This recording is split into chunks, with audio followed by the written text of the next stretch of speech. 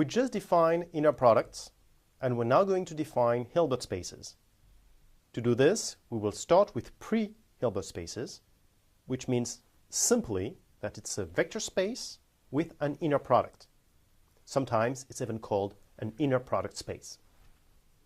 Now, the vector spaces we've used so far are real vector space. For those of you who are used to complex vector spaces, you can do everything we've done here so far, but you just need to replace symmetry by sesquilinearity. And if you know about complex planes, then here is the definition. If you don't know about complex planes, it's not a problem. We'll keep going with real vector spaces, which we'll simply call vector spaces. Now, I would like to give you an example of an inner product on a vector space, and therefore a pre-Hilbert space. If you choose Rn as a possible set X, then let me define AUV as U1V1 plus U2V2 plus all the way to UNVN, where the UIs are the components of the vectors U and V. The question is A an inner product? Therefore, is Rn with A pre-Hilbert space? The answer is yes, because bilinearity is very easy to prove, symmetry is very easy to prove, positiveness is very easy to prove, and definite positiveness is very easy to prove. So quite frankly, proving that AUV is an inner product is very easy to prove. Now, this very special inner product, which is special because it's very useful and very usual, then we call it the usual inner product on Rn. And if you did geometry before, then you might remember that, for instance, when n is equal to 2, AUV, the inner product, is simply you take the components and then you multiply them and then you add them up. And same thing for R3, R4, or R5. You just take the components, multiply them, add them up, and that is the usual inner product in these spaces. But we could define other inner products, but at least this one is very usual. Now, an example that you probably do not see in geometry is this one. Let's choose all of the continuous functions defined on a segment AB. So A and B are real numbers, and we look at all of the numbers in between A and B, included, because the brackets are in this direction. And I choose to look at the continuous functions. When I'm saying continuous, I'm referring to the usual topology, so really the continuous functions that you may know from calculus. Now, C0AB is the notation for all of these continuous functions defined on AB. For f and g in C0AB, for f and g two continuous functions, I can define the integral between a and b of the product of these two functions. And I will define fg brackets as this integral. Now, the way I denote fg with brackets may actually hint the fact that there is something special about it. What is special about it is that it is an inner product. And you can verify it is an inner product by verifying it is indeed bilinear. It is indeed symmetric, because fg and gf are going to give the same integral. You also have positive definiteness. If you look at ff, that will be the integral between a and b of f square. And for this to, first of all, this is positive. And the only way it can be equal to 0 is if f is equal to 0. And the continuity here is important, because if you just had like 1 point, then which is not 0, then you would have a situation where the integral could be 0, but the function could not be 0. So you can actually look at what's going on here and verify that f has to be continuous. And I suggest you look at the PDFs. There are some references into this PDF file. Now I have a question for you. Let's define L2, it's small L2, the set of sequences such that the series of all un square converge. Now, I define AUV as the sum un vn from all the way from 0 to plus infinity, so it's a series. And the question is A an inner product on L2? and again, it's small L2. It is not the capital L2 we defined last week. It's small L2. We're talking about sequences here.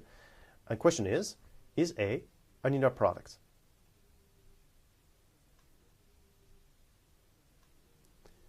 Well, let's see. If I choose U and V in L2, well, I first need to verify that AUV is defined. Then I need to verify that it's bilinear, and it's pretty easy to prove. Symmetry is also pretty easy to prove.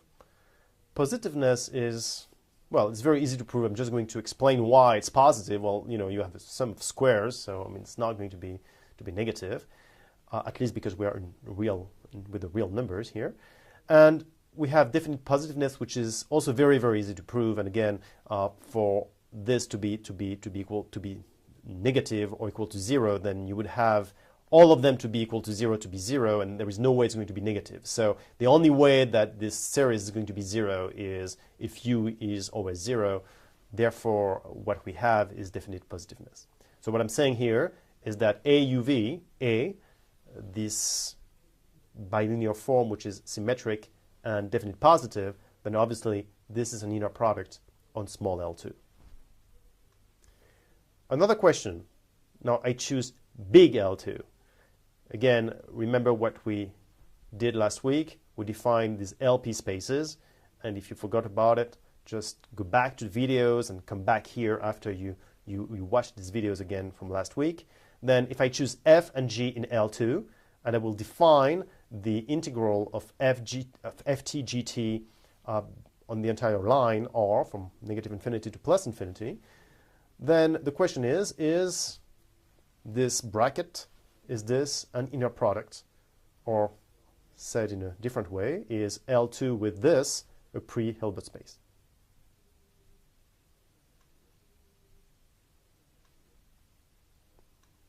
The answer is yes, it is. And you can verify it.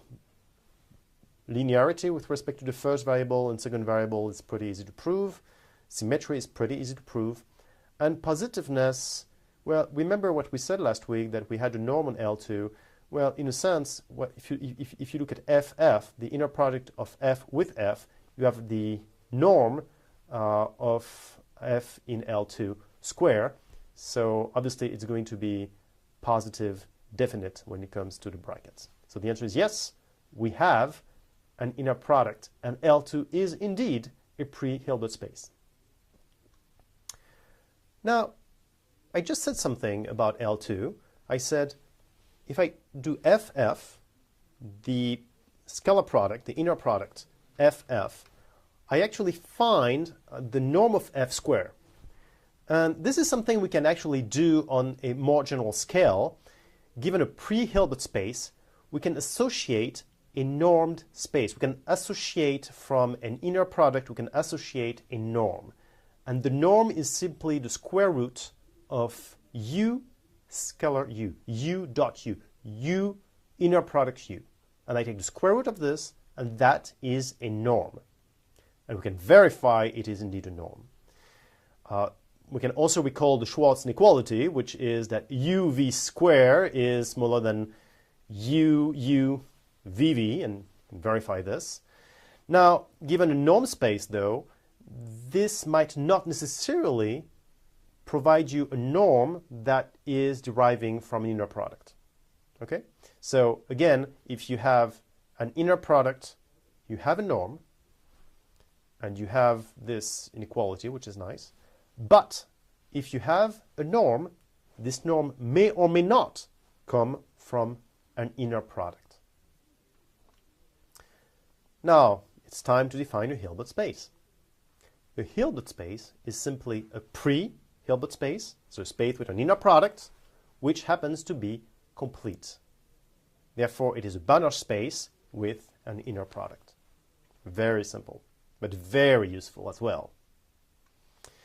I would like to just recap all the spaces we've seen so far. So we started with topological spaces 3 or 4 weeks ago. At the very beginning of this class, we started talking about topology, and that provided us with the possibility to talk about convergence and continuity. And then we talked about metric spaces. We had a distance function. And by the way, from a metric space, we had some metric spaces with completeness. And the distance function allowed me to say, okay, we have a Cauchy sequence and it converges, therefore we have a complete space. So when we started talking about distance, we also have this property, this additional property, which is very nice, completeness. Then we move to normed vector spaces. And to do this, we have to have a special structure on the space. We need to be able to add elements, vectors, and to multiply them with real numbers, and for some of you, complex numbers as well, as we said earlier. And if this is complete, then we have a Banner space.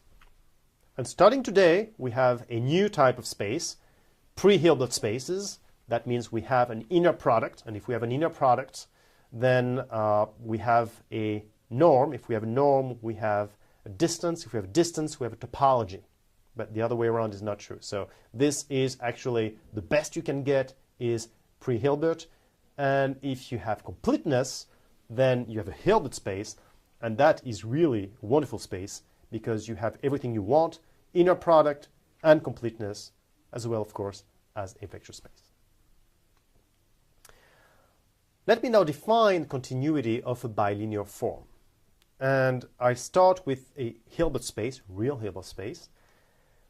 We will say that a bilinear form is continuous if there exists a constant such that AXY or AUV is bounded by a constant and the norms of x and y or u and v.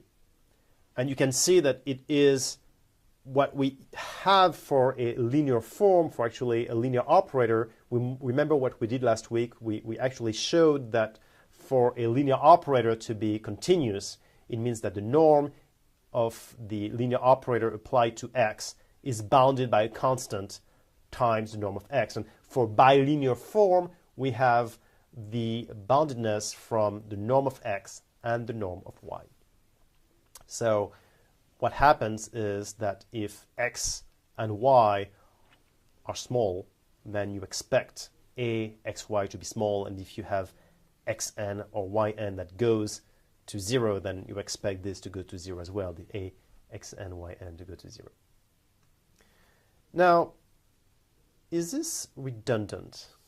Question is, isn't that always the case that we have continuity when we have a bilinear form? Well, the answer is no, it's not always the case. It is the case if x has a finite dimension. For instance, in Rn. In Rn, all bilinear forms will be continuous. Rn is a finite dimensional vector space. By the way, its dimension is n.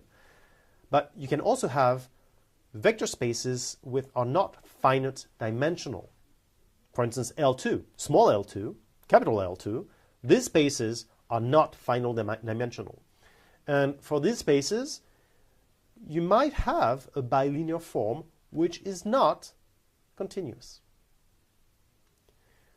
Now, we'd like also to define coercivity of a bilinear form. And if I choose a Hilbert space, then we will say that the bilinear form will be coercive or elliptic if there exists a constant such that AXX is greater than this constant times the norm of x squared. So what we're saying here is that the bilinear form is bounded below by the norm of the element, which is the argument of A.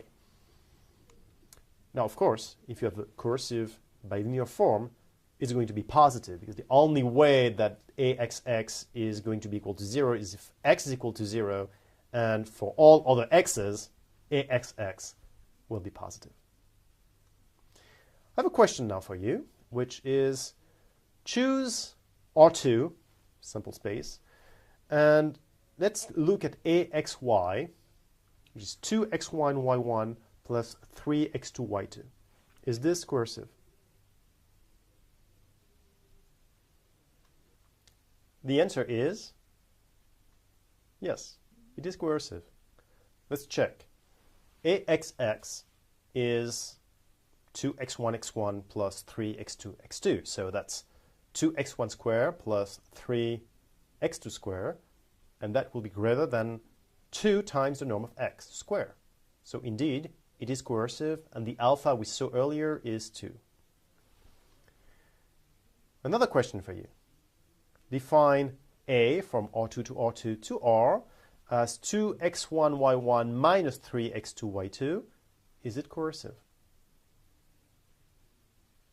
The answer is no, it's not coercive, because if you look at AXX, that will be 2x1 squared minus 3x2 squared. And as you can see, if you choose x equals to 0t, then AXX will be negative 3t squared. So it is not coercive.